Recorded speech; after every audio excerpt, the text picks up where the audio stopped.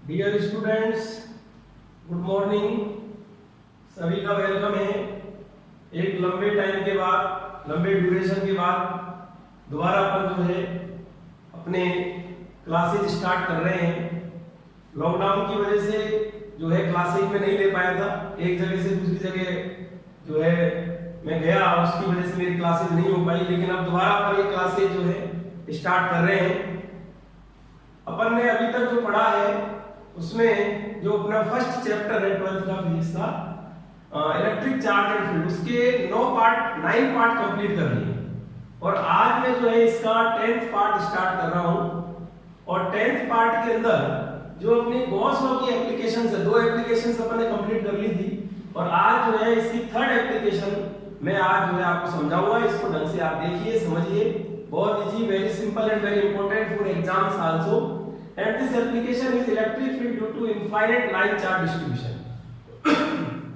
एक thin wire जो कि इनफाइनाइट लेंथ का है और उस पर चार्ज का डिस्ट्रीब्यूशन है, यूनिफॉर्म चार्ज डिस्ट्रीब्यूशन है। और यहाँ पर इसकी वजह से किसी पॉइंट पर इलेक्ट्रिक फील्ड की जो स्ट्रेंथ है वो आपको निकालनी है। तो इसके लिए पहले अपन डायरेक्शन इसकी जो है पता लगाते हैं और उसके बाद गॉस लॉ का यूज करके अपन इसकी जो है स्ट्रेंथ निकालेंगे, यानी कि इसका मैग्नीट्यूड अपन निकालेंगे। तो यहाँ मैंने कहा ये लाइन चार्ज डिस्ट्रीब्यूशन और इस पर ये लैम्डा, यहाँ पर line charge density of line charge distribution ये है लैम्डा।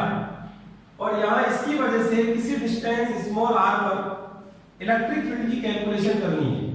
तो यहाँ क्या करते हैं कि किसी पर्टिकुलर पॉइंट से जहां पर अपन को इलेक्ट्रिक फील्ड स्ट्रेंथ निकालनी है, उसके ठीक सामने वाले पॉइंट से सेम डिस्टेंस पर 2 स्मॉल एलिमेंट अपन लेंगे।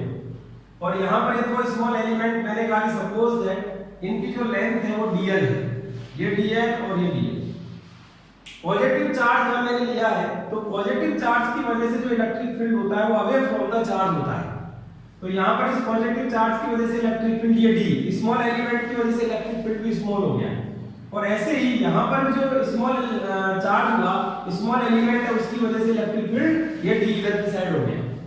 अब मैंने कहा कि सपोज दैट ये जो एंगल है थीटा, ये थीटा है क्योंकि ये सेम डिस्टेंस पर है, और ये थीटा है क्योंकि अपोजिट एंगल ये भी थीटा हो गया। अब यदि अपन इनके कंपोनेंट करें तो d का इधर कंपोनेंट हो गया d cos थीटा, इधर हो गया d sin थीटा। सेम ऐसे ही इस d का भी एक कंपोनेंट हो गया d cos थीटा और दूसरा इधर हो गया d sin theta. d sin theta equal and opposite will cancel out, ये एक दूसरे को कैंसिल कर देंगे। लेकिन जो d cos थीटा है वो दोनों एक ही डायरेक्शन में है। तो यहां से हम कह सकते हैं कि जो नेट इलेक्ट्रिक फील्ड है that is due to cos component है only and that is perpendicular to line charge distribution. ये लीजिए, तो यहां से ये डायरेक्शन आपको समझ में आ गई कि जो इलेक्ट्रिक फील्ड है वो यहां लाइन चार्ज डिस्ट्रीब्यूशन के परपेंडिकुलर होगा। अब इसका मैग्नीट्यूड कितना होगा, इसका वैल्यू कितना होगा, इसके लिए यहां पर एक गॉसियन सरफेस अपन को लेनी होगी। गॉसियन सरफेस एक ऐसी सेलेक्ट की जाती है जिससे कि वहां इजी वे में यहां जो है इलेक्ट्रिक फील्ड का कैलकुलेशन किया जा सके। तो यहाँ एक सिलेंड्रिकल गॉसियन सरफेस अपन ने चूज की है। ये देखिए, एक सिलेंड्रिकल गॉसियन सरफेस यहाँ पर अपन ने चूज कर ली। और इसकी वजह से जो है अपन यहाँ एक तो गॉस लॉ का यूज करेंगे और दूसरा जो अपना फॉर्मूला होता है फ्लक्स का उसको यूज करके और इलेक्ट्रिक फील्ड का फॉर्मूला डिराइव करेंगे। तो यहाँ क्या किया, एक गॉसियन सरफेस ली। अब आप समझते हैं कि सिलेंड्रिकल जो सरफेस है वो 3 सरफेस से मिलकर बनी है। 2 तो सर्कुलर फेस हो गए, ये देखिए इस तरीके से पैर में, ये तो 2 सर्कुलर फेस हो गए, तो तीसरा हो गया सिलेंड्रिकल फेस। तो यहाँ पर ये 3 में मैंने क्या किया, तीनों फेस पर या तीनों सरफेस पर 3 स्मॉल एलिमेंट लिए, एरिया एलिमेंट। ये मैंने S1 का, मतलब इस कर्व सरफेस को S1 कहा और दोनों सर्कुलर जो फेस है उनको S2 और S3 कहा। अब इनके जो एरिया एलिमेंट है वो मैंने कहा dA vector, area element always perpendicular to surface. तो इसका जो एरिया वेक्टर होगा, ये देखिए ये सिलेंड्रिकल सरफेस, तो इसका एरिया वेक्टर इस तरीके से आउटसाइड हो गया। और इलेक्ट्रिक फील्ड आपने पढ़ाई है, अभी आपने समझा कि इलेक्ट्रिक फील्ड जो है वो perpendicular to line charge distribution होगा। इसका मतलब ये है कि हर जो सरफेस है इसकी सिलेंड्रिकल सरफेस का जो फेस है उस पर इलेक्ट्रिक फील्ड का डायरेक्शन तो हमेशा राइट साइड में होगा, यदि अपन इसके राइट में बात करते हैं। लेकिन एरिया वेक्टर यहाँ पर इसका एरिया वेक्टर इधर की साइड है, इसका एरिया वेक्टर ऊपर की साइड है और इसका एरिया वेक्टर नीचे की साइड है। तो यहाँ अपन देखें तो ई वेक्टर और डी वेक्टर में एंगल कितना हुआ, 0 डिग्री हुआ। यहाँ अपन देखें तो ये 90 डिग्री हो गया ई वेक्टर डी वेक्टर। यहाँ अपन देखें तो ये 90 डिग्री हो गया। ठीक है, by definition of flux, flux phi equal to close integral E dot D. Close क्यों किया, क्योंकि ये क्लोज सरफेस हो गई। गॉस लॉ का तब जब भी यूज करते हैं तो उसमें क्लोज सरफेस लेना जरूरी है। तो यहाँ पर ये क्लोज गॉसियन सरफेस है जो कि सिलेंड्रिकल है। तो ये close integral E dot D और फिर ये E D A cos theta, dot product है तो यहाँ पर cos थीटा आएगा। अब इस पूरी गॉसियन सरफेस को यहाँ 3 अपन ने सरफेस के अंदर इसको डिवाइड किया है, S1 S2 और S3। अब आप देखिए मैंने यहाँ पर क्लोज का सिंबल हटा दिया है क्योंकि अब ये तीनों ओपन हो गए। क्लोज तभी लगाना है जब पूरा गॉसियन सरफेस हो, पूरा क्लोज सरफेस हो। तो ये ई डी ए cos 0 और ये हो गया S1 थ्रू S1 क्योंकि एंगल 0 है। फिर through S2 E D A cos 90 और through S3 E D A cos 90। अब आप जानते हैं cos 90 की वैल्यू 0 है तो ये दोनों तो 0 हो गए। और फर्स्ट वाला जो है ये cos 0 की वैल्यू 1 तो ये हो गया ई डी ए। अब यहां पर जो गॉसियन सरफेस है और इसका जो कर्व्ड सरफेस है वो इस लाइन चार्ज डिस्ट्रीब्यूशन से सेम डिस्टेंस पर, मतलब उसका हर पॉइंट सेम डिस्टेंस पर है। और यदि हर पॉइंट सेम डिस्टेंस पर है इसका मतलब ये होगा कि इसके हर पॉइंट पर इलेक्ट्रिक फील्ड की स्ट्रेंथ भी सेम होगी। And if E is same then it can be taken out of integration. तो यहां E अपन इंटीग्रेशन से बाहर मिल गया और ये हो गया इंटीग्रेशन D। अब आप समझते हैं कि पूरी जो कर्व्ड सरफेस होती है सिलेंड्रिकल, उसका जो सरफेस एरिया होता है वो होता है 2 पाई r है। r is radius and l is the length of this cylindrical surface।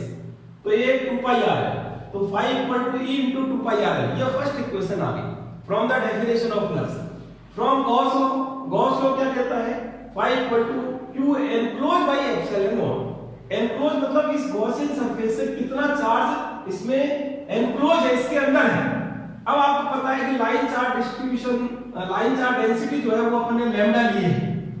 तो यहाँ पर लैम्डा का मतलब चार्ज और यूनिट लेंथ। अब ये लेंथ l है जो अपने गॉसियन सरफेस के अंदर लिए, तो इसका मतलब इस पर जो चार्ज हो गया वो हो गया लैम्डा l। तो q एनक्लोज हो गया लैम्डा l और बाय एप्सिलॉन नॉट। ये सेकंड इक्वेशन। अब यहाँ पर फर्स्ट और सेकंड दोनों को जब इक्वल करेंगे क्योंकि दोनों का LHS सेम है तो RHS भी सेम होगा। E into 2 pi RL equal to lambda L by epsilon naught। और यहाँ इसको सोल्व किया, L से L कैंसिल हो गया और E equal to हो गया lambda upon 2 pi epsilon naught R। इसको नीचे ले गए और यहाँ इसको 2 के lambda by R लिख सकते हैं। K का मतलब 1 upon 4 pi epsilon naught। जब यहाँ पुट करोगे तो यही आ जाएगा। तो ये अपना रिजल्ट आ गया E equal to 2 के lambda by R। Very important, इसको आपको डायरेक्ट याद भी रखना है। न्यूमेरिकल जब आएंगे तो यहाँ इसको अपन डायरेक्ट अप्लाई करेंगे। वेक्टर फॉर्म में लिखेंगे तो यहाँ पर r कैप लगा दिया। r नीचे है इसलिए यहाँ पर r कैप का यूज करना पड़ा। यदि r ऊपर होता तो फिर अपन उस पर ही वेक्टर लगा देते। तो ये वेक्टर फॉर्म में लिख दिया और फिर इसका यदि ग्राफ बनाए E वर्सेस r तो आप देख रहे हैं कि E इनवर्सली प्रोपोर्शनल r है। यहाँ पर E inversely proportional to r और ऐसी कंडीशन में जो ग्राफ होगा दैट विल बी हाइपरबोला। तो ये हाइपरबोलिक शेप का एक ग्राफ बन गया। तो ये सारा इसका डेरिवेशन हो गया। आप इसको दोबारा इसको जो है देख सकते हैं, वीडियो दोबारा चला के इसको देखिए यदि आपको मान लो कहीं पर कोई डाउट है। फिर भी कोई डाउट रह जाए तो आप मेरे से जो है कमेंट बॉक्स के अंदर जो है लिखकर और कमेंट लिखकर आप उसका जो है अपना डाउट जो है सॉल्व कर सकते हैं। तो मेरा ये मानना है कि आपको ये समझ में आ जाना चाहिए। तो ये आज का जो पार्ट 10 है जो कि एप्लीकेशन 3 थी वो यहाँ पर मैं कंप्लीट करता हूँ। तो थैंक यू वेरी मच।